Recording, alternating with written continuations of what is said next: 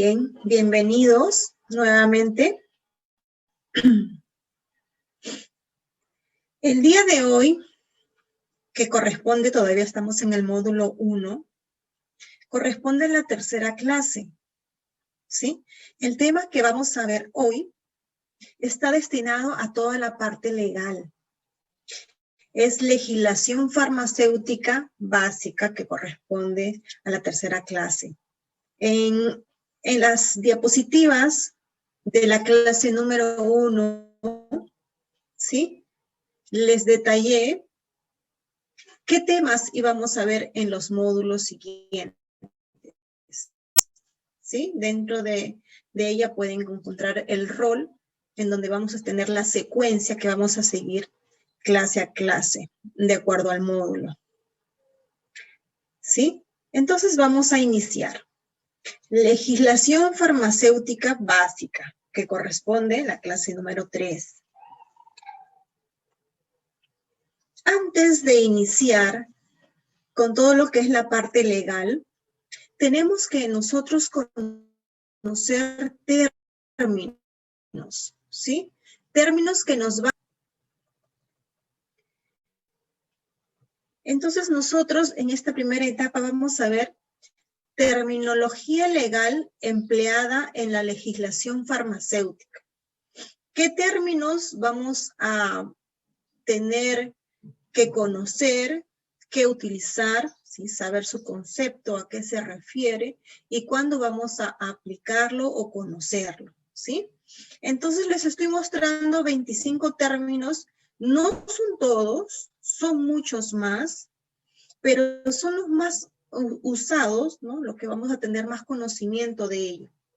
Entonces, en las siguientes diapositivas vamos a detallar, vamos a mencionar su concepto, a qué se refiere, ¿no? Comenzando desde qué es un establecimiento farmacéutico. De repente me han estado escuchando sesiones anteriores que mucho yo me refiero a establecimiento farmacéutico, ¿sí? Le estuve dando algunas indicaciones de qué me refería a ese término, ¿no? Después vamos a ver qué es una norma. ¿Qué es una especificación? Especificaciones, dispositivos médicos, ¿no? Vamos a escuchar esos términos muy seguido. Después la BPA, las BPM. En este caso las he puesto con su nombre completo. Por ejemplo, en el punto número 5 vamos a ver buenas prácticas de manufactura. Se pueden también abreviar, ¿no? Más conocidas como las BPM. Después viene buenas prácticas del laboratorio, las BPL, buenas prácticas de dispensación. En realidad se les abrevia por la letra inicial de cada palabra en las buenas prácticas. Vamos a tener buenas prácticas de distribución y transporte. Vamos a conocer a qué se le llama droguería, ¿no? Es un representante legal de que se encarga.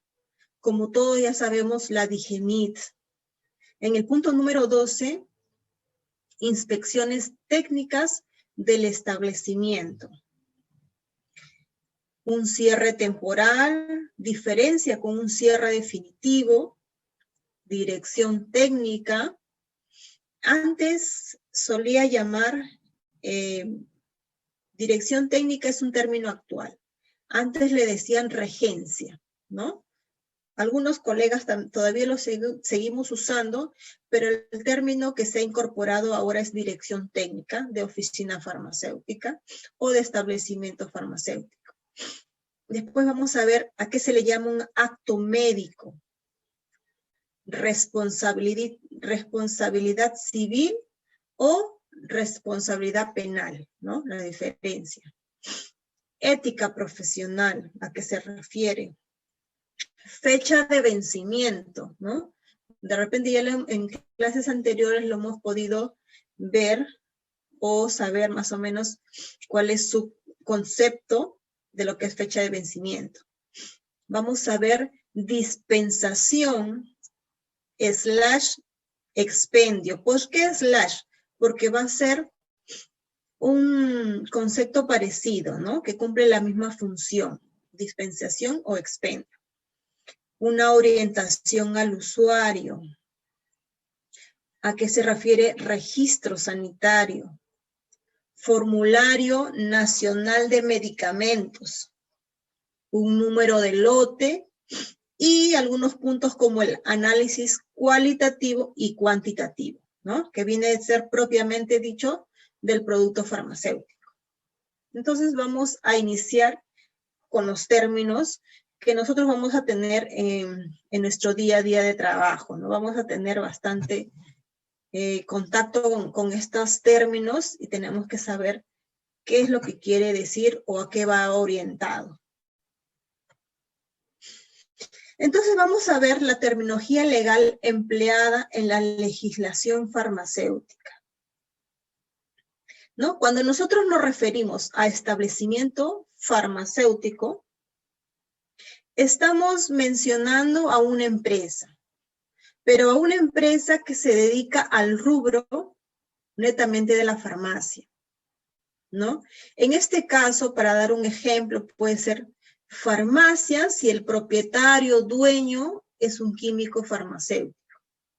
Puede ser botica en donde el propietario o dueño no necesariamente tiene que ser un químico farmacéutico. Puede tener otra profesión, pero sí requiere contratar los servicios de un químico farmacéutico para que esté en oficina farmacéutica. Eso sí es necesario. Después están los botiquines, las droguerías, los almacenes especializados, laboratorios y las farmacias que se encuentran dentro de los establecimientos de salud, ¿sí? A todo ese conjunto se le llama establecimiento farmacéutico, a todas esas empresas que tienen contacto con el medicamento, ¿sí? Con el producto medicamento. De repente puede ser un dispositivo médico, un producto sanitario. Después vamos a ver norma. Norma vamos a encontrar que establece, ¿no? Que diseña, que va a ser un principio que se va a imponer, ¿no? Y si no se impone, se va a adoptar. ¿Y con qué finalidad? La norma está hecha para que dirija de forma correcta, puede ser a la persona o a la realización de un acto, ¿no? Para que un acto o una acción vaya de la forma correcta, se desarrolle igualmente en una forma correcta, sea actividad o sea la persona, ¿no? Entonces vamos a ver que la norma va a dirigir correctamente la conducta, ¿no? O de repente la realización de una acción. Vamos a ver que la norma está siempre para ser mejor, ¿no? Para mejorar o para dar algunos ajustes. Entonces, ¿a qué nos referimos cuando se está filtrando un sonidito? ¿Podría apagar su micro, por favor?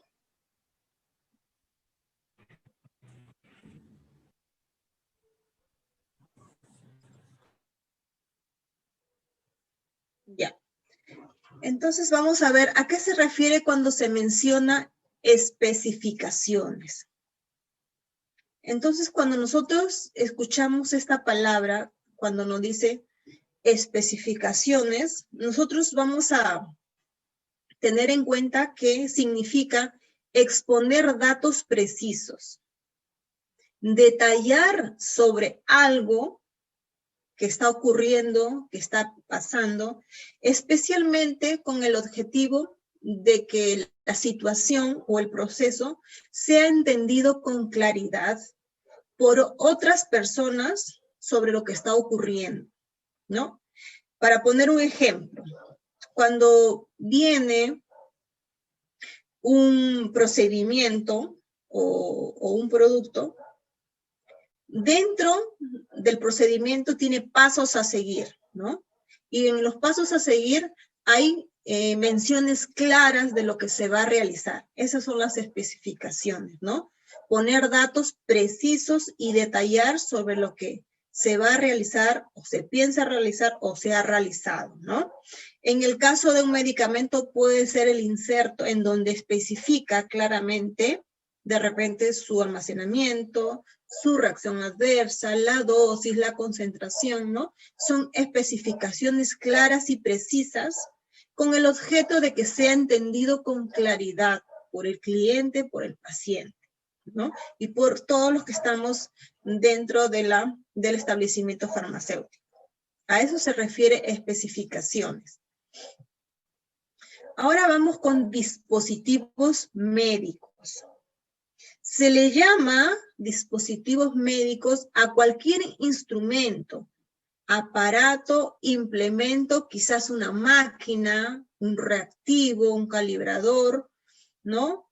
Que puede ser de material u otro artículo similar, previsto por el fabricante para ser empleado en seres humanos, puede ser solos o combinados, ¿no?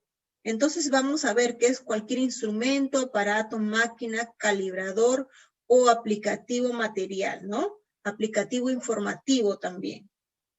Para poner un ejemplo, en las imágenes se puede ver diferentes tipos de dispositivos médicos. Sondas, guantes, tijeras quirúrgicas, ¿no? Vamos a ver que son un grupo muy amplio los que conforman los dispositivos médicos. Ahora vamos a ver términos dedicados a las buenas prácticas, pero en la industria farmacéutica, ¿sí? Esta industria farmacéutica tenemos entendido que son los que fabrican, ¿no? Los que realizan los medicamentos, los que lo elaboran. Entonces vamos a ver que dentro de esta industria se van a manejar algunas terminologías muy importantes, como son las buenas prácticas. Y las buenas prácticas las hay en los diferentes procesos que se realizan dentro. Por ejemplo, la manufactura, ¿no? En donde va a ser conjunto de normas que son requeridas para que productos o dispositivos médicos sean manufacturados, ¿no? Que sean controlados y que cumplan con estándares de calidad. Calidad del uso que se les pretende dar y exigidos por ley, ¿no? Vamos a ver que estas buenas prácticas de manufactura es dentro de la industria farmacéutica. Las buenas prácticas de laboratorio. Se refiere al conjunto de normas que establecen los procedimientos y la parte práctica adecuada para asegurar que el producto que se esté elaborando sea de calidad, ¿no? Estas buenas prácticas tienen que estar documentadas, ¿sí? Debidamente documentadas y deben tener un manual de procedimientos para que puedan cumplir con las buenas prácticas. Después vamos a ver que las buenas prácticas de almacenamiento se van a cumplir también en todos los establecimientos farmacéuticos, no solamente en la industria farmacéutica, también fuera de ella, ¿sí? Entonces vamos a ver que las buenas prácticas de almacenamiento se va a referir a conjunto de normas. Y estas normas van a establecer los requisitos, los procedimientos, ¿para qué? Para garantizar que el medicamento se mantenga en óptimas condiciones.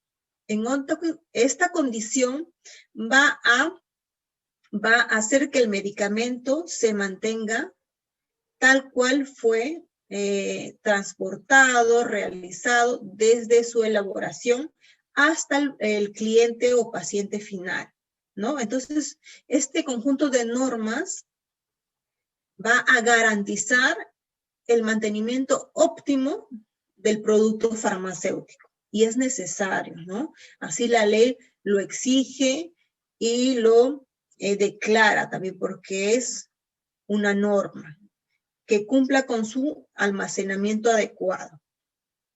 Esto sí se aplica para todos, las buenas prácticas de almacenamiento. Después seguimos con las buenas prácticas de dispensación. Dispensación En este caso, la dispensación se va a realizar en las oficinas farmacéuticas como farmacias, boticas, farmacias de establecimiento de salud, ¿sí? Porque son donde vamos a dispensar, ¿no? Al cliente o paciente final. Bien, en estas buenas prácticas de dispensación, ahí se me va. Vamos a ver que son un conjunto de normas. Estas normas, ¿qué van a asegurar? Van a asegurar el uso correcto de los productos farmacéuticos y dispositivos médicos para garantizar que el producto que sea entregado al cliente final o paciente, ¿sí? Va a realizar la dosis correcta, que tenga la cantidad correcta e informando sobre el uso, sobre su uso del medicamento. Nosotros debemos de, con estas buenas prácticas de dispensación, asegurar esa información sea transmitida al cliente o paciente. Dosis correcta, cantidad correcta e informar sobre su uso de administración. Esas son unas buenas prácticas de dispensación, pero en oficinas farmacéuticas. Luego vamos a ver que vienen buenas prácticas de distribución y transporte. Cuando hablamos de distribución y transporte nos referimos al hecho de que el producto farmacéutico ha sido elaborado y tiene que ser transportado hasta su punto de venta o de recojo, ¿no? En este caso, este transporte debe contar con normas mínimas obligatorias como requisitos. ¿Para qué? Para poder cumplir y abastecer el medicamento desde su fabricación.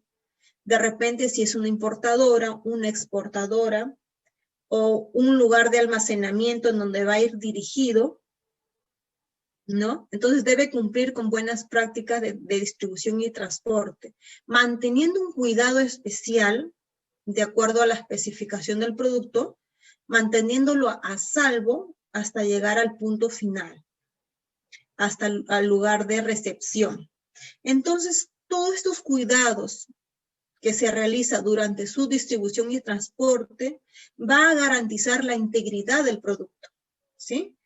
Cuidando la integridad, vamos a cuidar la calidad también del producto durante todo su recorrido y todo su transporte de un lugar a otro, ¿no? Hay productos que, como la clase anterior lo estábamos viendo, que necesitan una temperatura adecuada, ¿no? Pues estos buenas prácticas de distribución y transporte deben cumplir con ciertas normas cuando transportas medicamentos de esa categoría, ¿no? Que necesitan una cadena de frío, por ejemplo, ¿sí?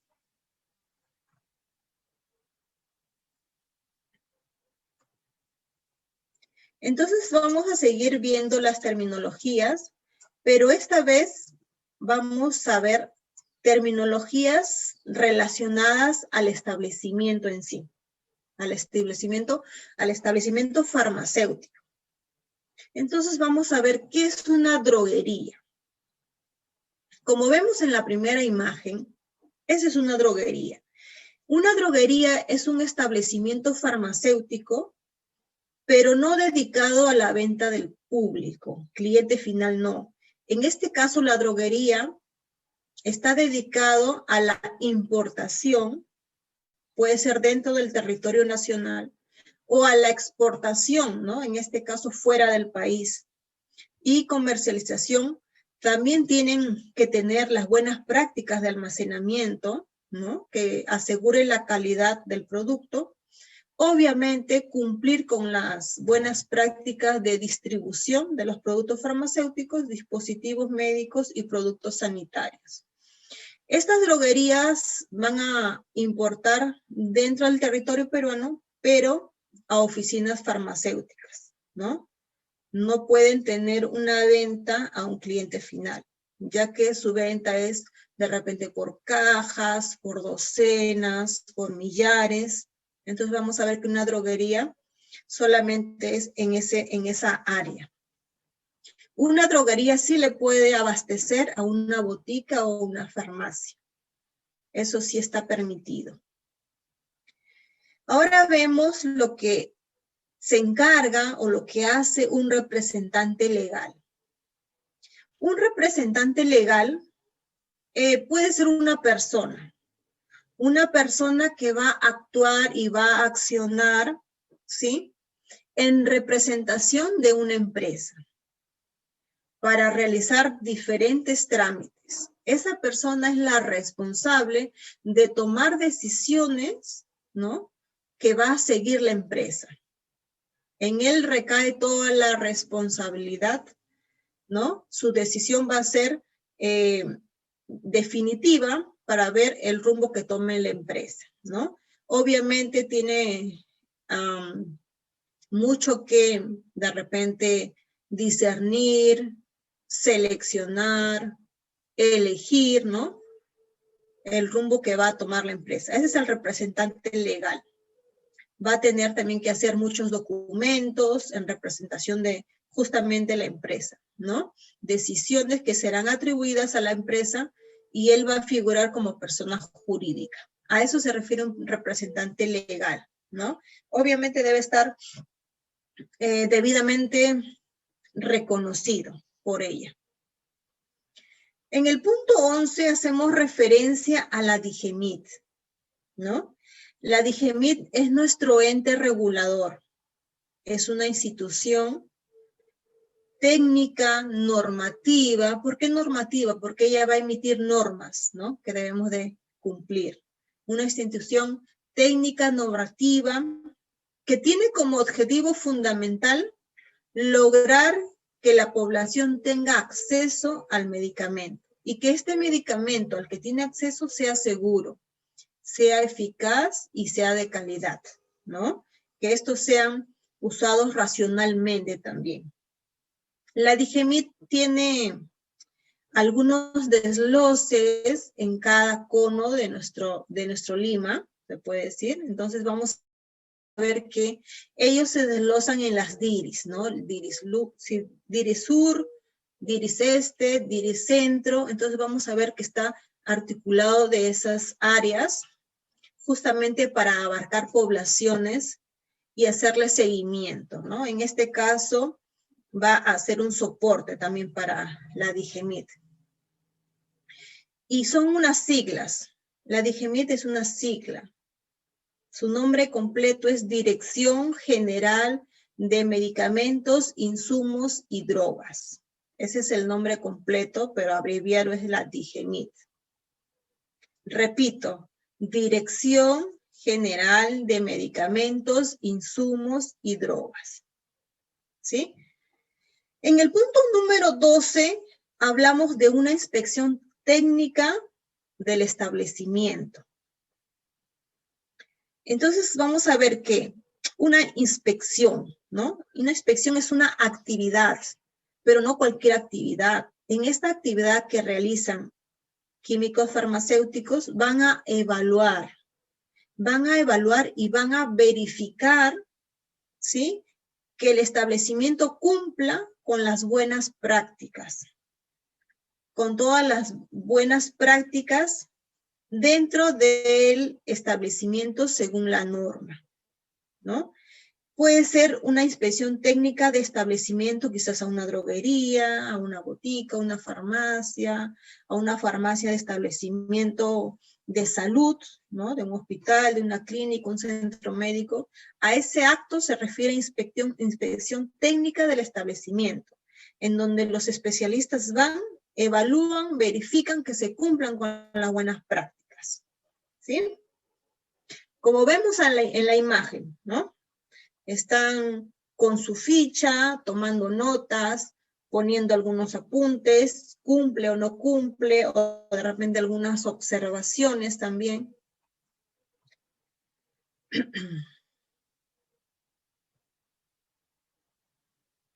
Los siguientes términos están referidos netamente a la oficina farmacéutica, ¿no? Entonces vamos a comenzar con un cierre temporal. qué se refiere cierre temporal y cierre definitivo. Entonces vemos cierre temporal, como su mismo nombre lo dice, es del tiempo, ¿no? Es poco tiempo, es por momento. Este cierre temporal tiene un periodo determinado, ¿no?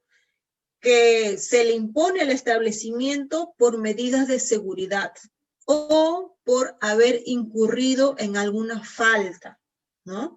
Por haber incurrido en conductas que van en contra de las disposiciones legales, de las normas ya establecidas. Obviamente, si no cumple con alguna norma o no está alineada a ella, va a haber observaciones hasta un cierre temporal o un cierre definitivo, ¿sí? Entonces vamos a ver que un cierre temporal es un periodo determinado hasta que puedan corregir la falta, subsanar, enviar documentos y que todo vuelva a la normalidad. Pero un cierre definitivo es diferente.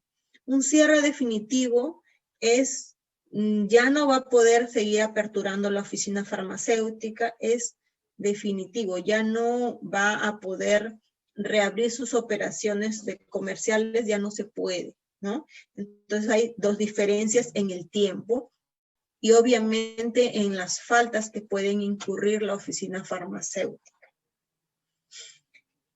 En el caso de dirección técnica, habíamos dicho que antes se llamaba regencia, ¿no? Hasta ahora dicen algunos regencia, pero el término ahora es dirección técnica. Esta actividad que realiza el director técnico responsable de que se cumplan las normas dentro de un establecimiento farmacéutico, y él es el encargado de velar por la calidad de los productos, por su mantenimiento, por su distribución, por su elaboración. Esta dirección técnica puede ser requerida en productos farmacéuticos, dispositivos médicos y productos sanitarios. Todos los productos o dispositivos médicos, como habíamos mencionado, o productos sanitarios, tienen que tener una dirección técnica.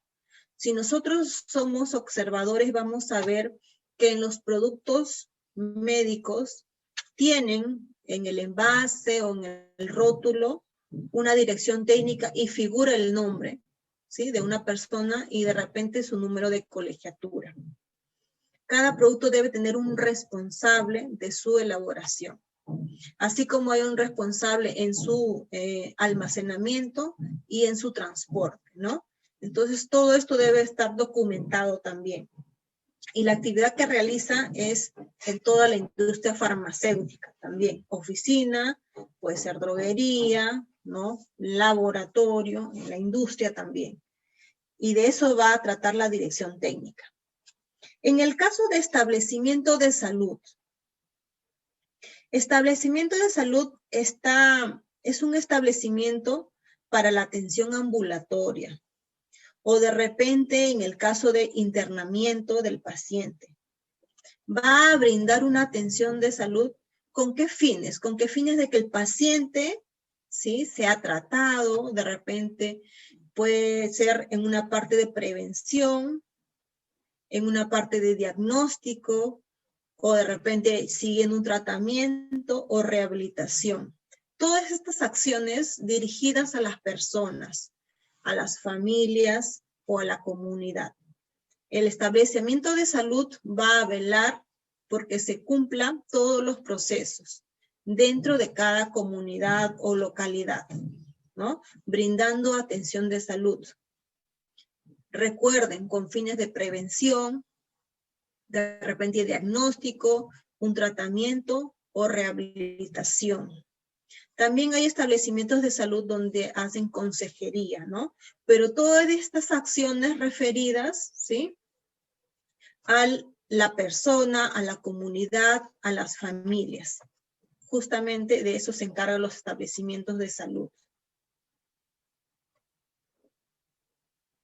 En esos términos está referida a la profesión en sí, ¿no? Vamos a ver qué es un acto médico. El acto médico va a incluir al médico, El médico actúa como profesional de la medicina para prevenir, diagnosticar, pronosticar, tratar, ¿no? Diferentes afecciones y vamos a ver que va a estar dirigido al paciente en sí, lo que el doctor va a realizar en su consulta médica. Lo que él realiza al recibir un paciente, a eso se refiere el acto médico. Él va a evaluar, va a diagnosticar, va a auscultar al paciente, ¿sí? Y a un tratamiento individualizado. El acto médico va a ser entre paciente y médico, ¿no? Entre ellos dos, cuando uno ingresa a la consulta médica. Ese es el acto médico que ellos van a realizar. En el caso de responsabilidad civil o penal, puede definirse como la obligación que tiene el autor de un delito o falta de reparar económicamente los daños y prejuicios causados o derivados de su infracción. Todos como ciudadanos tenemos una responsabilidad civil, ¿no? Así como tenemos derechos, tenemos deberes. Entonces, vamos a ver que cuando ya infringen las leyes, va a haber una responsabilidad penal, en donde si causa, ¿no? Si da una causa, un daño, el autor va a tener que pagar su delito, ¿no? De repente con daños, por daños económicos o perjuicios, con infracción, ¿no? Infracción monetaria o servicio a la comunidad. A eso se refiere la responsabilidad civil o penal, en donde todos somos incluidos ahí, ¿no? Entonces vamos a ver ahora de la ética.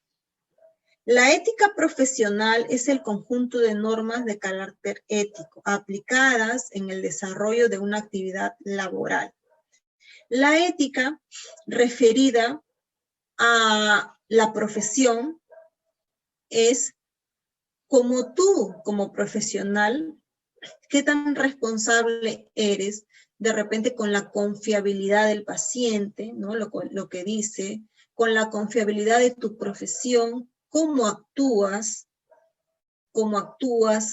qué dices, cómo te diriges, si es verdaderamente transparente o de repente ocultas algo, ¿no? Ya no es ético de repente, por poner un ejemplo, recibir coimas, hacer desfalcos, ¿no? O sabotear cierto procedimiento, ¿no? Eso ya no viene a ser ético. Ético es cumplir profesionalmente tu profesión, cumpliendo las normas establecidas, obviamente dentro de la empresa donde se ha contratado, donde se esté desarrollando actividades laborales, ¿no? Hay que ser siempre ético en nuestra profesión y en forma personal, ¿no? A eso se refiere la ética profesional. Ahora, los términos que siguen van a estar aplicados netamente a productos farmacéuticos. Por ejemplo, habíamos estado viendo la clase pasada las fechas de vencimiento, me parece, o la primera clase, las fechas de caducidad, expiración. Recuerden que vencimiento, caducidad o expiración viene a ser sinónimos de un mismo hecho. Fecha en mes, donde muestran el mes, puede ser el mes escrito en letras o puede ser el mes en números, ¿no? Y el año asignado, pero asignado por la empresa que fabricó el medicamento. Puede estar esa fecha de vencimiento en su envase primario o secundario. En este caso puede ser en la caja o en el producto que está dentro de la caja. Ahí se puede ver la fecha de vencimiento en ambos lados. Y donde garantiza que el medicamento sea estable y sea eficaz. ¿Sí? Como muestran en la imagen, FAB 2 puntos viene a ser la fabricación y las letras CAD 2 puntos viene a ser la caducidad. que es noviembre 12, ¿no? Usualmente, como les mencioné, van a estar juntos, fabricación, caducidad y lote, ¿sí? Entonces vamos a ver que va a representar el mes y el año asignado por la empresa farmacéutica, en donde el medicamento va a garantizar su estabilidad durante todo ese tiempo. ¿Sí? Vamos a ver ahora dispensación o expendio. Este es un acto netamente de la oficina farmacéutica.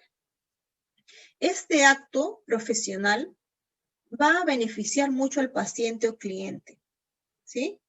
Proporciona los productos farmacéuticos que el cliente o paciente necesita. También puede proporcionar dispositivos médicos o productos sanitarios dependiendo de lo solicitado, ¿sí? Entonces va a ser orientándolo, informándole sobre el uso adecuado, generalmente a la presentación de una receta. Digo generalmente porque también hay productos OTC de venta libre, ¿no? Pero siempre hay que darle información al paciente. Esa es la dispensación y expendio. Ojo, no es venta. Este es el acto de dispensación. ¿Por qué? Porque le das un valor agregado. Se lleva el producto y le dice, señor, lo tiene que tomar con agua, un vaso grande, de repente qué medida según la receta, y si no tuviera receta, ¿no? Darle algunas informaciones no solicitadas a veces, porque a veces no lo dicen, pero si nosotros lo sabemos, debemos mencionarlos para que ellas conozcan, ¿no? Entonces, ese es el acto de dispensación y expendio. Proporcionar los productos, pero de una forma informada y orientando al paciente, ¿sí? Después vamos a ver orientación al usuario.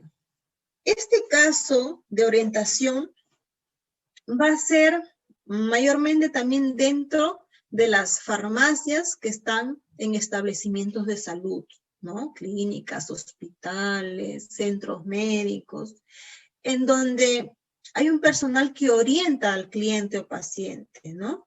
Le orienta con una actitud siempre permanente de amabilidad. La persona siempre tiene que estar amable y dispuesta a brindarle información al cliente o al paciente, ¿no? De repente llega a un hospital grande, nuevo, el cliente, el paciente no sabe por dónde dirigirse, entonces ahí viene la orientación al usuario, ¿no? Entonces le van a dar información, ¿no? Que el cliente necesita para satisfacer las necesidades y prioridades que tiene el cliente o paciente, ¿no? A ese acto se refiere orientación al usuario, ¿no?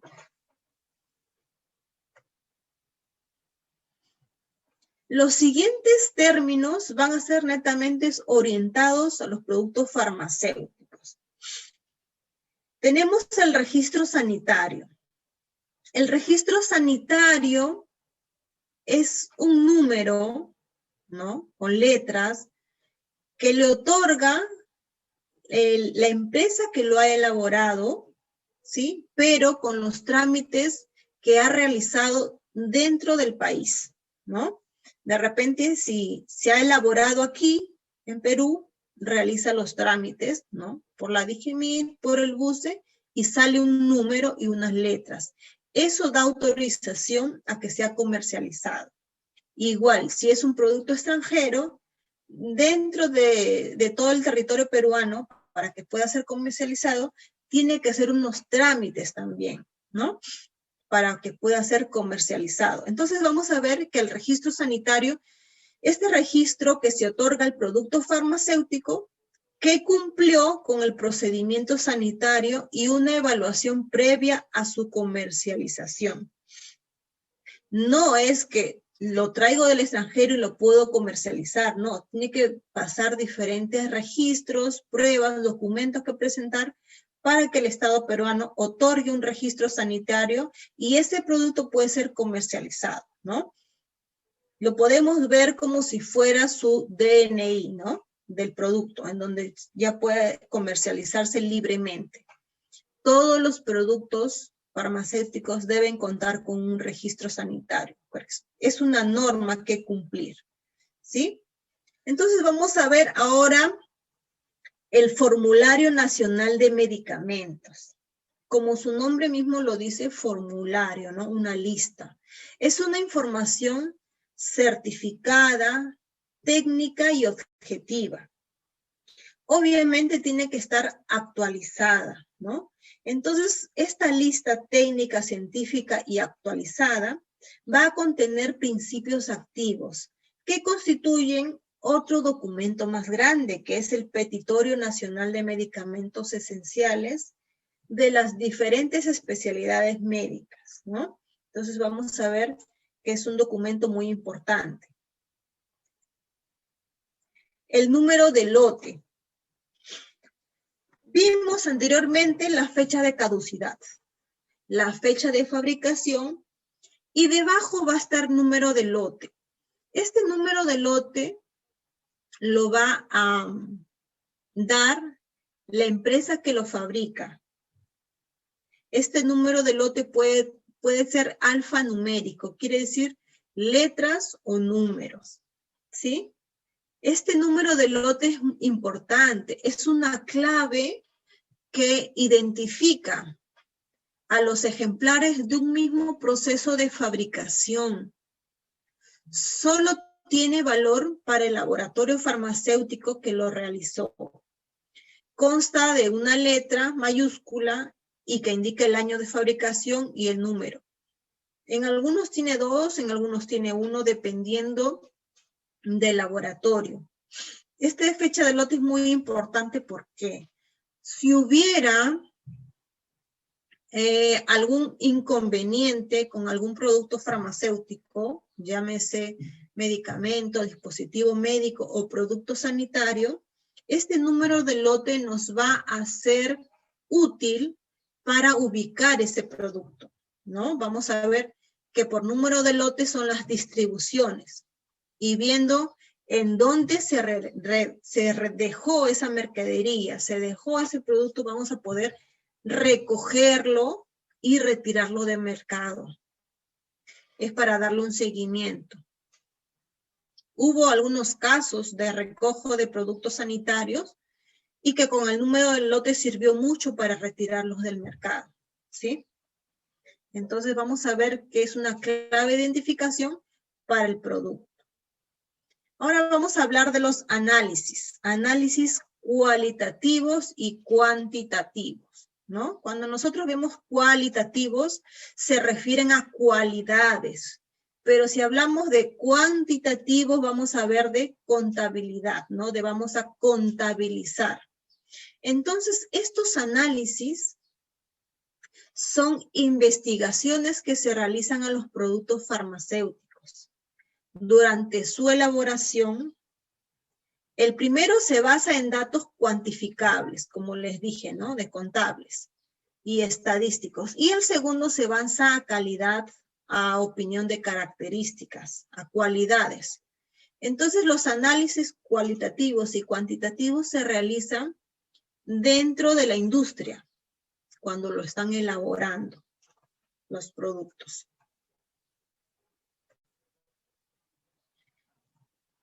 Hasta aquí alguna pregunta. Voy a dejar de compartir para leer de repente los mensajes en el chat que pueden estar dejando sobre sus inquietudes para pasar al siguiente tema de hoy.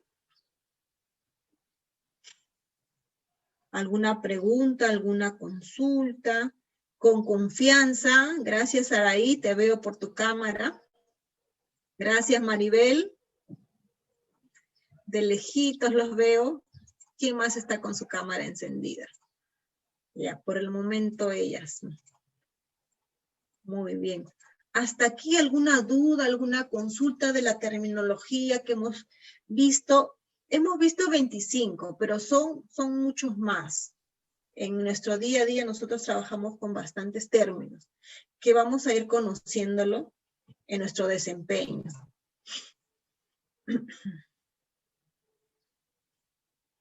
¿Todo claro? De repente quisieran profundizar más en algunos. Escríbame en el chat y yo los voy a leer para disipar algunas dudas, inquietudes que podamos tener. Gracias, Aida. Te estoy observando por tu cámara. ¿Todo claro? Esa terminología médica, como les mencioné, no son todas, son muchas, muchas, muchas más. Pero las que vamos a utilizar son esas, al menos las más usadas. ¿Sí? Entonces, a ver, acá tenemos una pregunta. Cindy Romero pregunta. ¿Cuándo ocurre un cierre definitivo? Buena pregunta. Mira, un cierre definitivo es una falta muy, muy grave. Por ejemplo, alguna ocasión pude ver que hicieron un cierre definitivo cuando encontraron mercaderías que estaban vencidas, que estaban en mal estado de almacenamiento y que la oficina farmacéutica no cumplía con las buenas prácticas, ¿no? Estaba en una situación deplorable totalmente, ¿no? Entonces ahí hicieron un cierre definitivo, ¿no? Porque primero te hacen un cierre temporal con algunas observaciones, te ponen multas de UIT, media UIT, dependiendo, ¿no? De la falta. Pero sí he visto un cierre definitivo, como te comento, cuando es algo muy, muy grave ya. Muy bien, Cindy. Otra pregunta, duda. Belios, acá veo buenas tardes, Belios. Soledad Condori, buenas tardes. Aceptar a Iris Juárez. Acá dice, sí, lo que pasa es que el que acepta es otra persona, me parece que es la coordinadora que podríamos solicitarle para que pueda ingresar la compañera.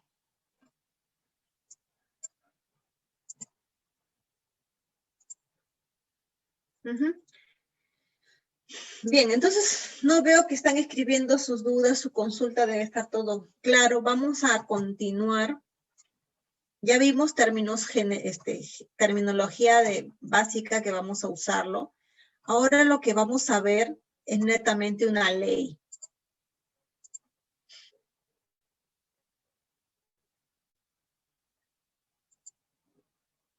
Bien, vamos a ver la ley que nos rige. Las bases legales del sector salud. Todas las bases legales del sector salud va a recaer en una ley general, ¿no? La ley general peruana es la Ley General de Salud. Tiene un número, el número es 26482.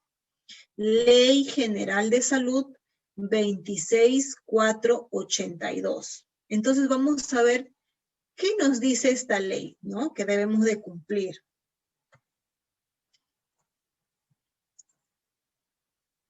Tiene un objetivo, que nosotros veamos esta ley, que podamos entenderla, tiene un objetivo, ¿no? Que el estudiante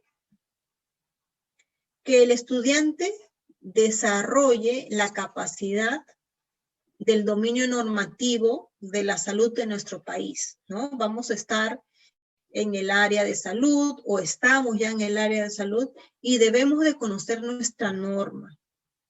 ¿Qué podemos hacer? ¿Qué no debemos hacer? ¿No? ¿Qué podemos elegir? Debemos conocer para tener nuestra capacidad de dominio normativo. Entonces, los contenidos que vamos a ver de la Ley General de Salud es, primero vamos a conocer qué es, ¿no? Cómo se compone la ley. Vamos a ver que tiene principales contenidos, ¿no? Vamos a ver que tiene medios y recursos. También vamos a saber interpretar los artículos, ¿no? Vamos a ver los artículos más importantes concernientes a la profesión, ¿no? Porque es como una ley general de salud, abarca todas las profesiones, ¿no? Pero no estamos en todas las profesiones, vamos a ver netamente a los que nos corresponden. Y último, vamos a ver las conclusiones que nos deja esta interpretación. Entonces vemos, ¿qué es la Ley General de Salud? Es la regla primordial, ¿no? Primordial, ¿por qué? Porque está en primer nivel. es importante. Y es imperativa, ¿por qué? Porque vamos a tener que cumplirla. Entonces vamos a ver que en ella se basan los demás reglamentos del país para la dispensación de los servicios de toda índole sanitario dentro del territorio peruano, pero nos corresponde al área de salud.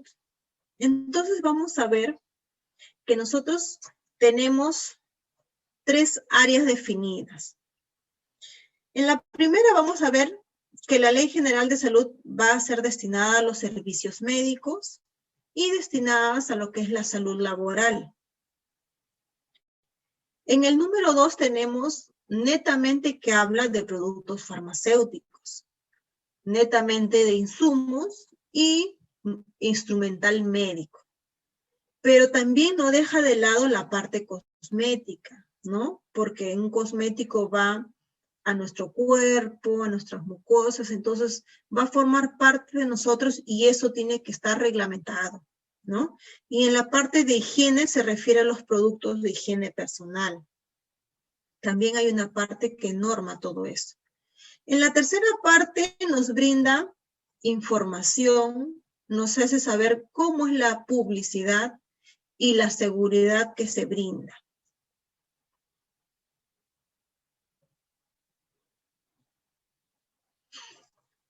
Entonces, ¿qué es la Ley General de Salud? La Ley General de Salud tiene 2 grandes fundamentos. El primer fundamento es que regula y establece todas las operaciones y funcionamientos en los servicios de salud dentro del territorio peruano.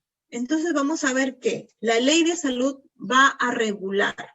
Si algo está mal, lo va a arreglar. Si algo está deficiente, lo va a mejorar, ¿no? Ese es regular. Y va a establecer operatividad. Operatividad quiere decir los procesos, las operaciones que van a seguir. ¿Para qué? Para que la acción que se realiza funcione adecuadamente. Funcione adecuadamente en los servicios de salud. De repente, vamos a poner un ejemplo. Vamos a poner un centro médico. El centro médico recibe diariamente a sus pacientes. Pero vemos que hay mucha cola, mucho demora en la atención, ¿no? Entonces, la Ley General de Salud, mediante sus directrices, va a evaluar este proceso y va a ver, de repente, dentro del establecimiento de salud hay un encargado, ¿no? Va a haber métodos, pasos a seguir para que esa atención sea mejorada, ¿no? Entonces va a establecer la operatividad de que el servicio sea mejorado en bienestar de la comunidad, ¿no? Por ende, los establecimientos médicos de salud están en servicio de la comunidad, ¿no? Entonces, no puede ser deficiente, o al menos hacer acciones para que este servicio mejore, ¿no? Entonces, vamos a ver que la Ley General de Salud va a regular, va a establecer el funcionamiento de todos los servicios de salud dentro del territorio peruano. Ese es el primer fundamento. El segundo fundamento en que se basa la Ley General de Salud es establece la manera en la que se deben ser tratadas las personas, pero las personas que acuden a los servicios de salud sin ninguna discriminación, de repente por el sexo, por la edad, por la religión, una tendencia política o afiliación a una institución específica, sea cualquiera el caso, tiene que atender a todos, ¿no? Establece en que no puede haber discriminación, se le atiende a todos. Que hay preferencias, sí, ¿no? Niños y adultos mayores siempre son de atención primaria, de preferencial. Entonces, estos son los 2 grandes fundamentos en los que se basa la Ley General de Salud. Obviamente vamos mejorando, ¿no? En el transcurso se van haciendo algunos ajustes, algunas mejoras. todo con el fin de una buena atención para el cliente o paciente. Esta ley fue promulgada, fue publicada también, y fue en un gobierno del doctor Alberto Fujimori, ¿no? En su gobierno fue promulgada en el año 1997, un 9 de julio. Promulgada quiere decir que fue realizada, ¿no? Fue escrita, de repente dándoles algunos ajustes de la ley anterior que había, y fue publicada en el mismo mes, pero en diferente fecha. Esta vez fue un 20 de julio de 1997, ¿no? Bajo el gobierno del aquel entonces presidente Alberto Fujimori. Desde esa fecha, la Ley General de Salud fue establecida y cumplida hasta ahora, ¿no? Es la que está regente. Entonces vamos a ver que la Ley General de Salud tiene niveles de jerarquía. Niveles de jerarquía que vienen a ser como una pirámide que les muestro, ¿no? Entonces vamos a ver que en la punta de la pirámide viene a ser nuestra norma principal, que es la Constitución Política del Perú. Después de ella vamos a ver que vienen tratados, leyes ordinarias, resoluciones legislativas, y dentro de los tratados viene a haber los actos legislativos. Actos legislativos porque viene a ser del Palacio de Legislación, ¿no? Vamos a ver que 1, 2, 3, 4, 5. Son 5 puntos importantes que vienen después de los tratados. Y los restantes son los actos administrativos. Entonces, si nosotros hablamos de una ley general de salud, está en la parte superior, ¿no? Que es un acto que tiene gran peso normativo y que se debe de cumplir. Se compone de forma general por lineamientos que deben seguirse para un adecuado funcionamiento. Imagínense si no hubiera ley, si no hubiera normas, quizás estaría un caos, ¿no? Entonces vamos a ver que estos lineamientos que deben seguirse para que el funcionamiento sea adecuado, para que las actividades sean reguladas en todo lo que concierne al área de salud. Entonces es la regla primordial en la que se basan los demás reglamentos del país para la dispensación de los servicios netamente de índole sanitario, ¿no? En lo que se refiere a salud. Esta es la composición o la división de la Ley General de Salud, la 26842. Tienen varios títulos. En realidad tienen 6 títulos. Título primero, segundo, tercero, cuarto, quinto y sexto. Dentro de los títulos, cada uno con su nombre correspondiente y con los artículos correspondientes también dentro de él, vamos a ver que fuera de ellos hay títulos preliminares. Y después de los títulos preliminares hay unas disposiciones complementarias, transitorias, finales, ¿no? Entonces nosotros vamos a comenzar a detallar según el título para hacerlo de forma ordenada. En el título primero nos va a hablar sobre derechos, deberes y responsabilidades concernientes a la salud individual. Este título primero nos va a mencionar desde el artículo 1 hasta el 21, con este mismo tema. Tenemos un segundo título que se llama de los deberes, restricciones y responsabilidades concerniente a la salud, pero de terceros. En este caso, el anterior fue de la salud individual, ¿sí? En el título segundo va a mencionar deberes, restricciones y responsabilidades, pero considerando a terceros, ¿no? A los que están en otra área. En el título tercero, que viene desde el artículo 108 al 116, nos va a hacer mención del fin de la vida, ¿no? En todo lo que concierne a decesos. En el título cuarto, desde el artículo 117 al 121, nos va a dar mucha información en lo que es la parte de salud y su difusión, ¿no? Por los medios de comunicación. En el título quinto, que viene desde el artículo 122 al 129, nos va a hacer mención sobre la autoridad en salud. En el título sexto, que viene a ser desde el artículo, desde el título sexto, desde el artículo 130 al 37, ¿no? Estos 7 artículos que están ampliados, van a hacer mención de las medidas de seguridad, de las infracciones y de las sanciones, ¿no? Netamente especificadas. Los 18 títulos preliminares y las disposiciones complementarias también lo vamos a ver un poco desglosadas, ¿sí? Entonces vamos a comenzar con el título primero.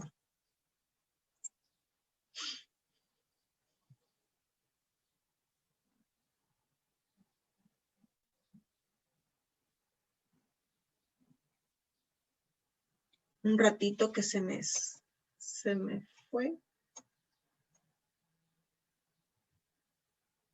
Ya, ahora sí. Esta es la primera. Como les mencioné, tienen títulos preliminares. Estos títulos preliminares corresponden a 18.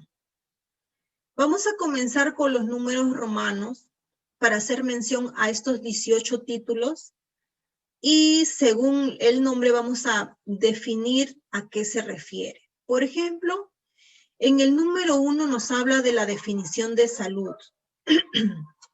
La salud es una condición indispensable para que el ser humano se pueda desarrollar, ¿no? En un medio fundamental y pueda alcanzar su bienestar individual y su bienestar colectivo, ¿no? Esto es lo que nos dice la Ley General de Salud. En el título número 2 nos habla de la responsabilidad de salud. Esta responsabilidad de salud va a estar destinada netamente a la protección de la salud y que esta protección es de interés público. Por lo tanto, es responsabilidad del Estado que otorgue normas, reglas, otorgue vigilancia y pueda promoverla, ¿no? Es responsabilidad netamente del sistema de salud. En el título número 3 nos habla de los derechos de salud. ¿Y qué nos dice? Nos dice que toda persona tiene derecho a la protección de su salud. El derecho a la protección a la salud es irrenunciable. El concebido es sujeto de derecho en el campo de la salud. Entonces, para poner una idea, llega un paciente, ¿no? A una sala de emergencia. Pero este paciente cometió un delito. Es su derecho atenderlo, no porque infaltó o porque hizo algo muy grave, no se le va a dejar de atender. Se tiene que atender porque todos tenemos el derecho de protección de la salud y es irrenunciable, ¿no? Los médicos tienen que atenderlo. Una vez que está atendido, fuera de peligro, ya corre con su curso normal de las investigaciones, los juicios y lo que pueda seguir, ¿no? Pero les pongo este ejemplo para que vean de que la atención se debe dar en el paciente, en la persona, ¿no? Que el derecho a la protección de salud es importante y es primordial. En el cuarto punto nos habla de la salud pública y la salud individual. Hace mención y dice, es responsabilidad primaria del Estado. La responsabilidad es materia de salud individual y es compartida por el individuo, por la sociedad y el Estado. Aquí hace plenamente de conocimiento público de que el Estado se debe encargar de la salud pública y de la salud individual, ¿no? Hace mención a su responsabilidad. Al igual que en el punto número 5, donde menciona responsabilidad del Estado. Entonces, en la Ley General de Salud mencionan que el Estado está encargado de ¿qué? De vigilar, de cautelar y atender los problemas de desnutrición y de salud mental de la población. Y no solamente esas áreas, también se van al área de salud ambiental, de repente problemas de discapacitación del niño, del adolescente, de la madre gestante y del adulto mayor, ¿no? En caso de abandono. Siempre va a estar el Estado presente.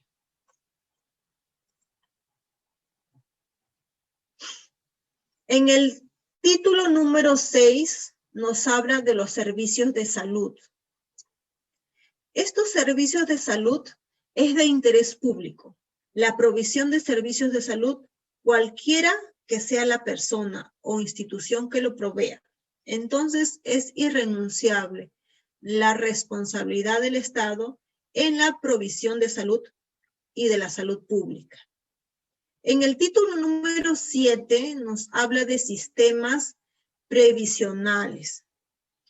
Estos sistemas previsionales se refiere a que el Estado va a promover el aseguramiento universal y progresivo de la población, sin prejuicios.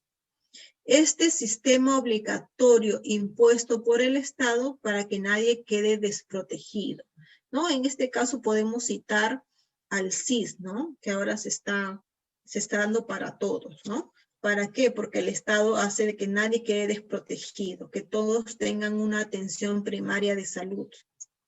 En el título número 8 menciona financiamiento de la salud por el Estado.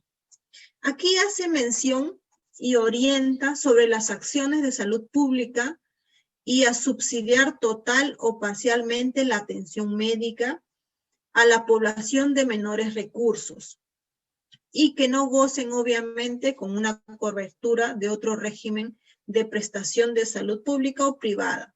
Esto se refiere a que si la persona no tiene un seguro de repente de accidentes, de salud, ¿no? De repente salud, una atención en esos lugares, debe tener la capacidad para subsidiar total o quizás parcialmente la atención de esas poblaciones que se encuentran en menores recursos, ¿no? A eso hace énfasis este punto número 8. En el punto número 9 nos habla netamente de la norma de salud. Es de orden público y regula materia sanitaria, así como la protección del ambiente para la salud y la asistencia médica para la recuperación y rehabilitación de la salud de las personas. En el punto número 10, en el título 10, nos habla del cumplimiento. Toda persona dentro del territorio nacional está sujeta al cumplimiento de la norma de salud. Entonces, vemos que ningún extranjero puede imponer la ley que tenía en su lugar de origen y cambiarla, ¿no? Debe ser respetada. Entonces, vamos a ver que esta Ley General de Salud va a ser cumplida en todo el territorio peruano, no fuera de ella, ¿no? Solo aquí va a ser de orden de que se cumpla esa orden, esa norma. En el título preliminar número 16 nos menciona la educación en salud. ¿Y qué hace el Estado? Dice que la educación en salud, el Estado promueve la educación en salud en todos los niveles y modalidades, ¿no? Ya se está viendo desde los más chiquititos, de repente, la forma adecuada de lavado de manos, de cepillado, ¿no?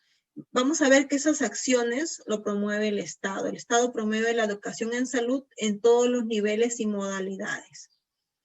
En el título preliminar número 17 nos habla de la medicina tradicional y nos dice que la promoción de la medicina tradicional es de interés y atención preferente del Estado. En el título número 18 nos habla de la gestión de los derechos de salud. Hace mención este título preliminar en donde el Estado va a promover la participación de la comunidad en la gestión de los servicios públicos y de salud. En este caso, para poner un ejemplo, puedo mencionar que establecimientos médicos en zonas rurales como postas, de repente puestos de salud, ¿no? En esos casos hay unas juntas, ¿no? Unas comunidades, unas agrupaciones donde la comunidad participa en la gestión de estos servicios, ¿no? Con el fin de que mejore ese servicio para la misma comunidad.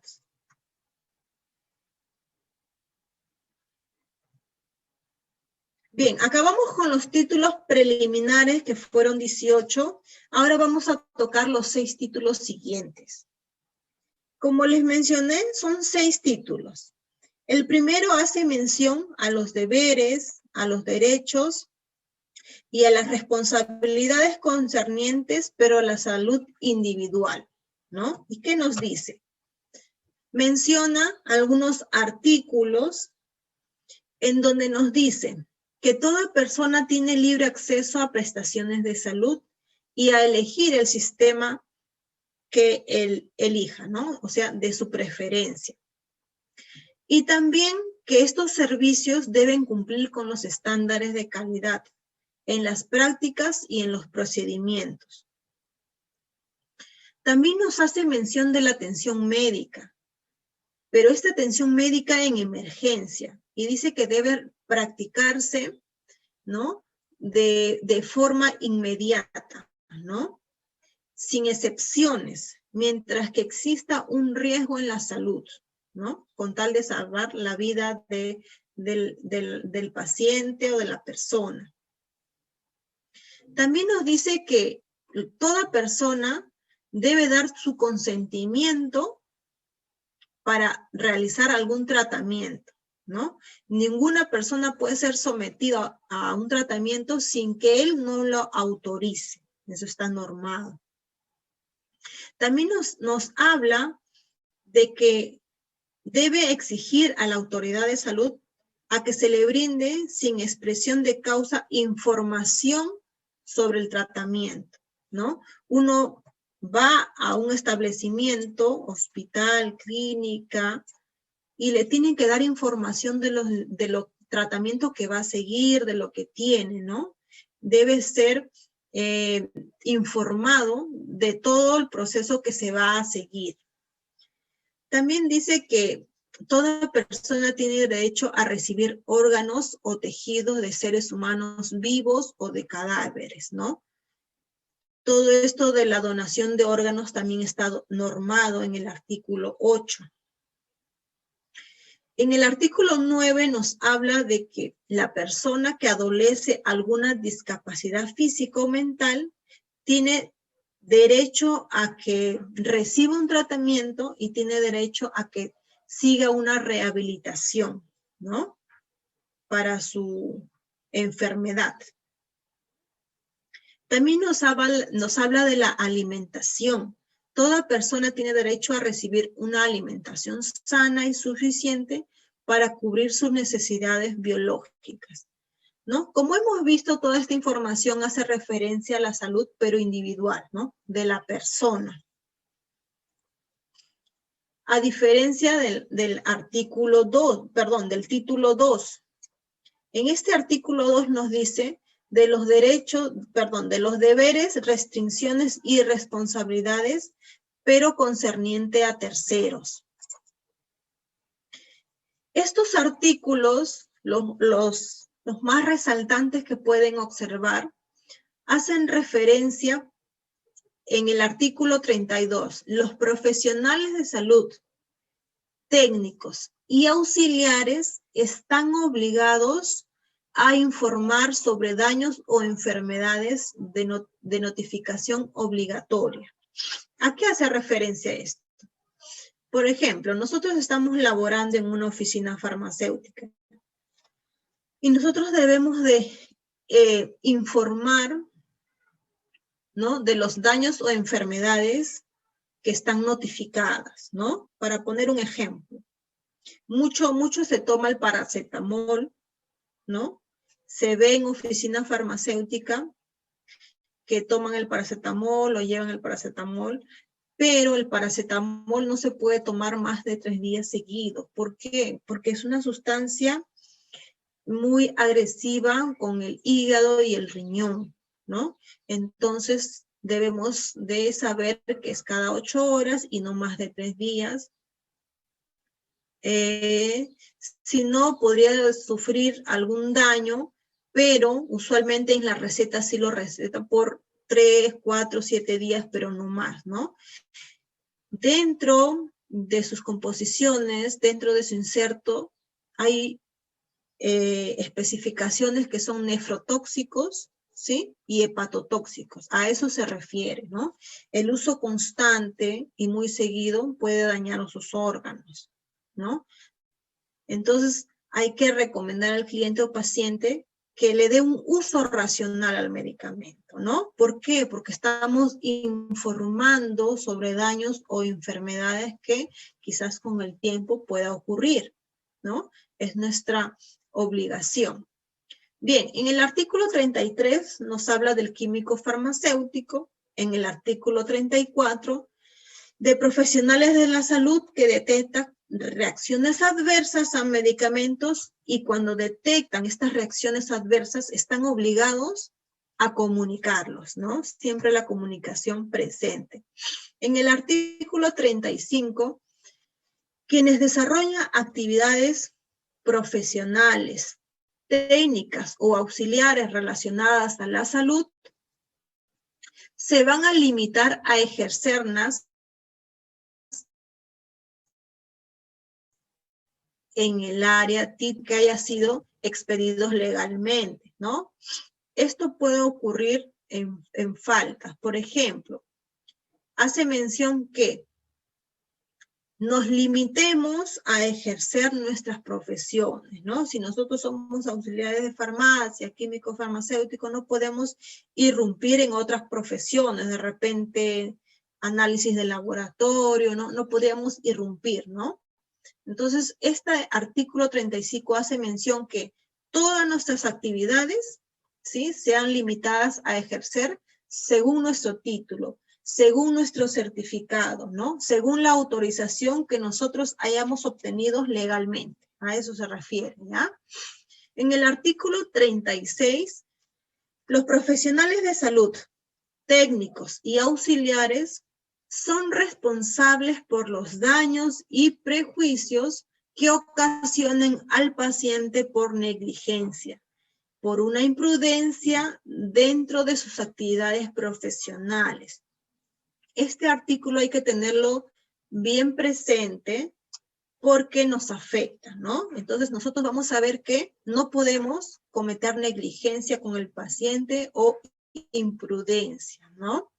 ¿Por qué? Porque vamos a ser responsables de los daños o prejuicios. Este artículo es muy claro en esa parte, ¿no? La norma es muy clara.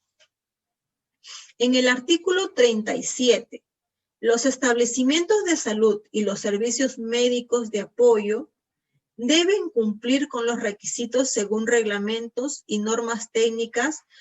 ¿Con qué fin? Con la infraestructura, el equipamiento, áreas y el personal. Este artículo está destinado especialmente para los establecimientos de salud, ¿no? En la parte de infraestructura. Bien, estamos ahora en el título 3. En el título 3 se enfoca en el fin de la vida. En el fin de la vida quiere decir cuando uno hace un deceso, ¿no? Cuando fallece, Entonces vamos a ver qué nos dice la Ley General de Salud cuando uno fallece. En el artículo 108 dice, la muerte pone fin a la vida, ¿no? Pone fin a la persona. Entonces vamos a ver que en este artículo consideran la ausencia de vida en el cese definitivo cuando ya no hay actividad cerebral, ¿no? Independientemente de que algunos órganos o tejidos mantengan su actividad biológica y pueden ser usados con fines de trasplante, de repente injerto o de repente cultivo, ¿no?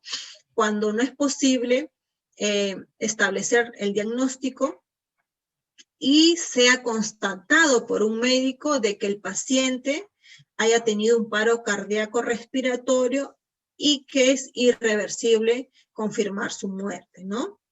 Esto se da en establecimientos de salud en donde van a aplicar diferentes técnicas y cuando ya el médico diga la hora y de fallecimiento, entonces van a poner, constatar que la persona ha fallecido, ¿no? Entonces, este artículo es muy claro con esos temas. En el título número 4. En este título número 4 se enfoca en información a la comunidad, pero información de salud. Tenemos dos artículos importantes que hemos podido seleccionar. Por ejemplo, en el artículo 117, dice, toda persona natural o jurídica está obligada a proporcionar de manera correcta y oportuna los datos que la autoridad de salud requiera para elaboración quizás de estadísticas, elaboración de una evaluación de recursos de salud o de repente otros estudios que puedan realizar, ¿no? Entonces, la persona está obligada a proporcionar esos datos de manera oportuna y correcta. Estos datos son requeridos por las instituciones de salud. En el artículo 118 nos habla de las epidemias. En caso de epidemias declaradas o de peligro de epidemia, entonces la prensa, la radio y la televisión, todos esos medios de comunicación social deben colaborar con la autoridad de salud competente en la forma de que el poder lo disponga, ¿no? En su compartir la información para que sea de uso nacional, ¿no? Para que todos podamos saber, entender, comprender, conocer, ¿no? En este artículo 118 habla mucho de la comunicación de estos medios que pueden estar conectándonos con nosotros, porque si algo pasa y ellos no comunican, ¿cómo nos enteramos, no? Entonces es muy importante los medios de comunicación social. En el título número 5. En el título número 5 nos habla de la autoridad de salud, del Ministerio de Salud.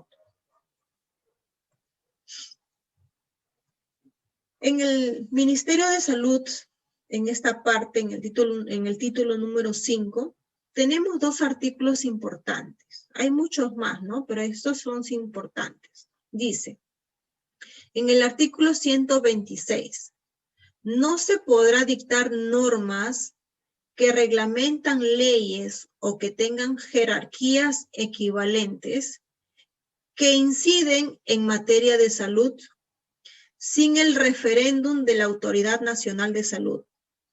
Entonces vamos a ver que la Autoridad Nacional de Salud a nivel nacional es el MINSA, ¿no? Que es el Ministerio de Salud.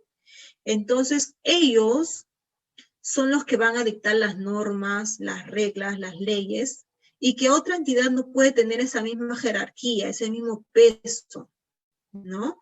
En todo lo que se refiere a índole de salud. Sin el referéndum sin la comunicación y la aprobación de ellos, ¿no? Está normado. En el artículo 129 la autoridad de salud podrá solicitar el auxilio de las fuerzas públicas para asegurar el cumplimiento de las disposiciones y las medidas que adopten en resguardo de la salud. Entonces vamos a ver que en este artículo 129 va a requerir el auxilio de la fuerza pública para asegurar el cumplimiento de las disposiciones y medidas que adopte en resguardo de la salud, ¿no? Entonces, nosotros podemos recordar que ante este evento que estamos pasando a nivel mundial, como es la pandemia, ¿no? Mucho se ha pedido a la opinión pública, a las personas, ¿no? Se ha concientizado para que colaboren en el distanciamiento social, en el cuidado y la prevención, ¿no? Entonces vamos a ver que la Ley General de Salud está siempre presente y previniendo que estas enfermedades como la del COVID-19 se expandan, ¿no? En el título 6 habla de las medidas de seguridad, de las infracciones y de las sanciones. Justamente como estábamos hablando en el título anterior, ¿no? Tenemos un artículo que está bien definido y normado, que son las medidas de seguridad, ¿no? Tenemos el aislamiento, cuando una persona que se encuentra con algún diagnóstico, ¿no? Ya declarado, hay que aislarlo para prevenir a las demás personas, ¿no? Ahora como nos encontramos en la cuarentena, ¿no? Todas estas medidas extremas para cuidarnos, para prevenir más contagios, ¿no? Para prevenir un rebrote. Entonces vamos a ver que todas estas son medidas de seguridad que adopta el Ministerio de Salud, ¿no? Y está normado en la Ley General de Salud. Vemos las vacunaciones de las personas, ¿no? De repente observación de animales, la vacunación justamente de ellos, la destrucción y control de insectos, ¿no? En lugares que proliferan estos insectos y causan muchas enfermedades, ¿no? La suspensión de trabajos o servicios, siempre y cuando sea en riesgo la vida de las personas, el decomiso de productos o sustancias cuando son de dudosa procedencia, la suspensión de actividades y comercio cuando ponen en riesgo la vida de muchas personas. Puede ser la suspensión o cancelación del registro sanitario. Y los demás temas que tengan bien el criterio de la autoridad de salud, ¿no? Entonces vamos a ver que estas medidas de seguridad están normadas dentro del artículo y hacen mención. En el artículo 131 nos mencionan las medidas de seguridad que son inmediata de ejecución. Inmediata ejecución, ¿por qué? Porque se deben cumplir. Y se aplican sin prejuicios de las sanciones que correspondan. Y en el artículo 134 nos habla netamente de las infracciones y de las sanciones. Nos menciona que sin perjuicio de acción civil o penal, las infracciones contempladas son sanciones administrativas, ¿no? Tenemos en primera instancia, por orden de jerarquía, una amonestación, como una llamada de atención. Después tenemos una multa, ¿no? Que puede ser subsanada, cancelada. Después tenemos un cierre temporal y, para dar más extremo, una clausura del establecimiento, una suspensión o cancelación del registro sanitario, ¿no? Y estos sanciones administrativas que he podido leer se van a aplicar para diferentes personas, instituciones, empleadores, empresas, que pueden infringir en la norma, en la ley, ¿no?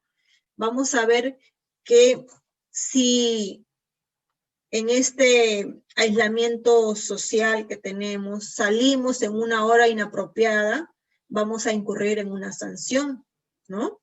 De repente, si fuera un establecimiento farmacéutico y no cumple con la adquisición de productos de una empresa legalmente identificada, que tiene productos de dudosa procedencia, va a estar propenso a una inspección y a un cierre temporal, o de repente a una clausura del establecimiento, ¿no?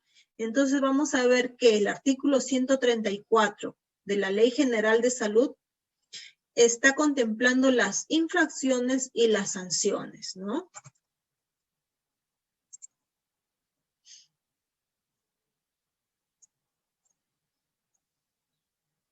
Bien, esos son los 6 títulos que hemos visto, pero como les había mencionado, los 18 títulos preliminares, los 6 títulos que contempla la Ley General de Salud. Aparte de ellos, hay disposiciones complementarias y transitorias. ¿Qué quiere decir esto? Quiere decir que en los casos de muerte súbita o accidental, y en tanto no se contemple en el documento de identidad como donante de órganos, si en su DNI no dice que si dona o no dona órganos, si no está la palabra sí, si no está la palabra no, entonces, si no está la palabra no específicamente, se presumirá como voluntad positiva del que ha fallecido para donar sus órganos o tejidos, y se admitirá, y no se admitirá la prueba al contrario. Entonces, esta disposición complementaria y transitoria hace referencia a la donación de órganos, ¿no? En primera instancia van a ver su DNI de la persona que ha fallecido, ¿no? Y que sus órganos todavía pueden estar en óptimas condiciones para ser donado. Entonces va a hacer referencia al documento de identidad. Si tiene la palabra sí en donación de órganos, lo van a tomar. Si no tiene la palabra no, si no especifica, entonces ellos van a presumir que la voluntad del fallecido es donar sus órganos, ¿no? Entonces vamos a ver que esta disposición complementaria se refiere netamente a la donación de órganos. Y las conclusiones. ¿Qué hemos podido nosotros comprender? ¿Qué concluimos con diferentes artículos, disposiciones, títulos preliminares, que es nuestra Ley General de Salud, ¿no? Entonces, vamos a ver que hemos podido conocer la Ley General de Salud, la Ley General número 26482 de nuestro país, que nos permite realizar un ejercicio adecuado de la profesión de salud, ¿no? Esta es la ley que nos va a normar en nuestro ejercicio de la profesión. Esta ley es muy amplia, ¿no? Hemos podido ver diferentes títulos preliminares, diferentes títulos presentes en la ley, pero se ha ido desglosando de a poquitos, ¿no? Si tuvieran la oportunidad de leerlo, descargarlo y enfocarse más en el área, ¿no? Porque como les mencioné, la Ley General de Salud es muy amplia y habla de las diferentes profesiones, ¿no? Pero esto nos ha permitido conocer cómo vamos a actuar nosotros como profesional, cómo vamos a poder dar una atención de calidad y cuál es la falta que no debemos hacer, ¿no? En nuestra profesión. Una atención de calidad se le brinda al paciente con orientación, la dispensación con orientación, con de repente una guía, una sugerencia, en lo que se refiere al producto farmacéutico, dispositivo médico o producto sanitario, ¿no? Entonces, el haber conocido todo esto nos va a ayudar muchísimo.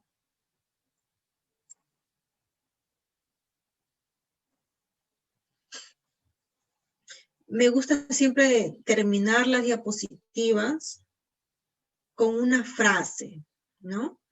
La frase del día de hoy es el éxito. Todos queremos ser exitosos, ¿no? Queremos lograrlo. Pero, ¿qué necesitamos para ello? Porque no viene fácil, no viene de gratis, ¿no? Nosotros necesitamos planearlo, ¿no? En la planeación está la idealización, el imaginarnos cómo lo vamos a hacer, y ese porcentaje de planeamiento puede ser un 5%. Otro 5% puede ser la organización, cómo te vas a organizar, qué pasos vas a seguir, el primer paso, el segundo, cómo vas a direccionarte, pero en donde está toda la magia está en el trabajo, ¿no? En el trabajo, en el sudor y en el esfuerzo, porque si quieres ser bueno, tienes que aprender algo cada día, ¿no? Superarte a ti mismo, ¿no? No a los demás, a ti mismo, para ser mejor cada día. Entonces el éxito es 5% planeación, 5% organización y yo diría un 90% de trabajo, de esfuerzo, de sudor, ¿sí? Entonces voy a dejar de compartir mi pantalla. De repente tienen algunas dudas, consultas que pueden hacerme con confianza. De repente a algunos les quedó muy claro.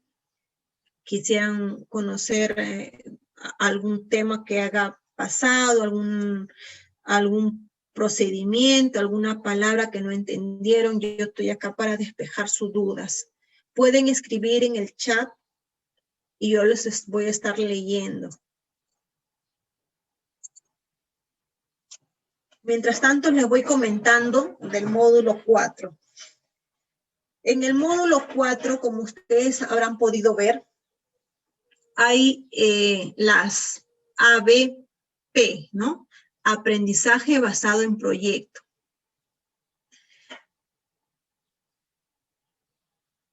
Ay, recién estoy leyendo, perdón, el mensaje. Dice Huawei Mate 20. No está especificado su nombre, pero me indica que es la primera clase. Estoy respondiendo ese mensaje que dice Huawei Mate 20. No menciono el nombre porque no dice, pero si es tu primera clase, las anteriores, podrías coordinarlo con la señorita Maylin para que tú puedas obtener las clases que ya hemos tenido, la clase 1 y la clase 2. Te sugiero que converses con ella. Alexander Yale. Hola, Alexander. Sí, te sugiero que converses con la señorita Maylin para que puedas coordinar con ella para poder, sí, están en la plataforma. Todo lo que son las clases están en la plataforma. Coordínalo con ella para que puedan acceder. Me parece que tienen un código de acceso para poder ingresar a la plataforma. De nada, Alexander. Entonces les comentaba que el módulo 4, que todavía falta, que presentamos en el módulo 1, va a ser aprendizaje basado en proyectos, ¿sí? Aprendizaje basado en proyectos, ¿qué quiere decir? Quiere decir que yo les propongo un caso real que ha pasado, o hipotético también puede ser, y ustedes le van a dar solución, según sus criterios, según la información que ya tienen, ¿no? Porque hasta el módulo 4 ya hemos avanzado bastante. Entonces, es eso, es un caso real o hipotético en donde ustedes pueden darle solución, ¿sí? Conforme vamos avanzando en las clases, les voy a dando así algunos detalles y después le voy a dar ya el trabajo en sí. ¿no? No es muy complicado, pero sí necesitamos que ustedes tengan la información. Por ese aprendizaje basado en proyectos va a ser en el módulo 4 y no antes. Porque tenemos que pasar módulo 1, módulo 2, módulo 3. Teniendo toda esa información, van a poder realizar en el módulo 4 el aprendizaje basado en proyectos, ¿sí? Entonces, Saray, ¿alguna pregunta, consulta? Maribel, ¿todo claro? De repente, ¿alguna duda, consulta? Yo les estoy leyendo acá el chat. Gracias a ti, más bien, Alexander, por escribirme y por poner tu nombre. Está agradeciendo en el chat.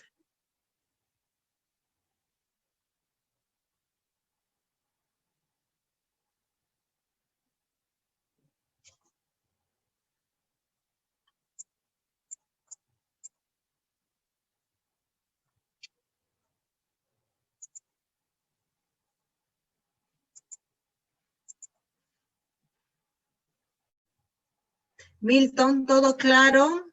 ¿Sí? ¿Todo conforme? Muy bien. Entonces no hay dudas, todo claro. Qué bueno. Espero, a ver, Flor Dueñas. A ver, llegó una consulta de la señorita Flor Dueñas. En relación a la donación de órganos, ¿por qué los que tienen no se considera obligatorio o es que entendí mal? Y otras más, en tiempos de COVID también se está haciendo eso. No, en tiempos de COVID no. En otros tiempos sí. Cuando en el DNI dice donación de órganos sí, entonces pueden coger los órganos. Pero cuando en el DNI dice donación de órganos y no dice nada, entonces lo consideran como un sí, porque no está la palabra no. En esos casos lo utilizan, ¿no? Pero si está la palabra no, entonces ya respetan la decisión del fallecido. Y en tiempos de COVID, no, es un poco complicado. Gracias a ti, Flor Dueñas, por la pregunta, ¿no? Para poder despejar sus dudas. Hay una pregunta de Nailea. Dice, en caso de que sea donador de órganos, ¿se puede utilizar todos los órganos incluidos, por ejemplo, la piel? En el caso de donación de órganos, es lo que requieran, ¿no?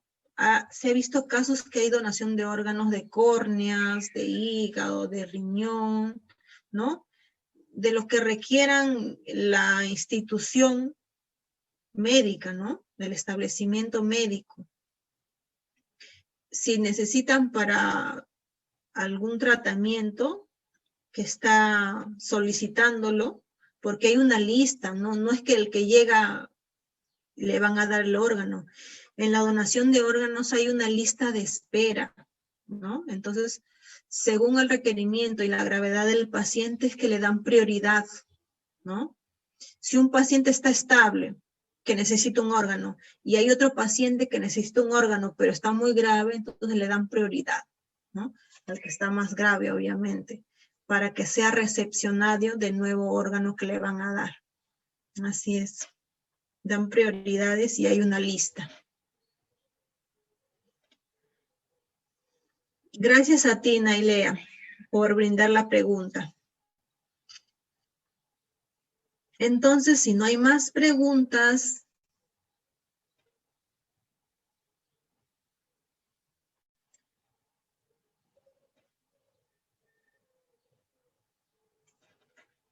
creo que ya no hay más preguntas. Creo que no. No veo que escriben en el chat.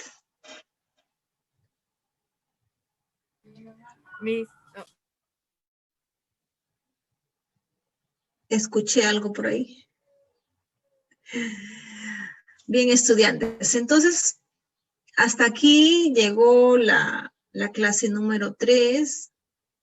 Me despido de ustedes. Dios mediante, nos vemos pasado mañana sábado a las 4 con otro tema también muy importante, ¿sí? Recuerden tomar nota de lo más importante, ver las diapositivas en su plataforma, ¿sí? Recuerden que el examen es en la clase 8 y debemos estar preparados para eso, ¿sí? Hay una pregunta de Saraí. Miss, ¿por qué no podemos hablar? Lo que pasa es que es una disposición de la institución, pero si hay orden, yo creo que sí se va a poder hablar, ¿no? Lo que pasa es que ha habido muchos casos en que hablamos todos a la vez y no nos podemos entender, ¿no? Hay una opción aquí en el Zoom en donde podemos levantar la mano. De repente, si levantamos la mano, se puede abrir el micro y podemos interactuar con vos, ¿no?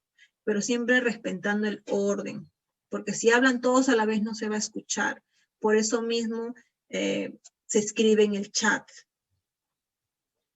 Yo voy a poner un icono, miren. Vamos a, creo que es en reacciones, ¿no? O en el chat, creo que es en el chat. Levantar la mano y sale una manito, ¿no? De repente ahí pueden hacer la acción de conversar. Ajá, algo así, esa manito. Algo así. Bien, estudiantes. Flor Dueñas dice, sí, Miss, es más fácil con vos. Eso sí respetan el orden. Sí, pues, sería de tener un acuerdo, ¿sí? Y el que desea conversar, levanta la mano, o si no, en la cámara, levanta la mano y se le puede aperturar el micro para que pueda manifestar, ¿no? Lo que desea comentarnos y después termina la exposición y puede apagar su micro, ¿sí? Pero hay que hacerlo en orden, ¿ya? Entonces vamos a ver si lo hacemos para la siguiente clase, pero en una forma ordenada. Levantando la manito, entonces ya se le da prioridad. Termina de hablar y apaga su micro. Vamos a hacerlo así en la próxima clase, ¿ya? Para estar más en contacto, porque así es, todo mudo es diferente. Bien, estudiantes, entonces nos estamos despidiendo y nos vemos el sábado a las 4 de la tarde. Adiós, cuídense.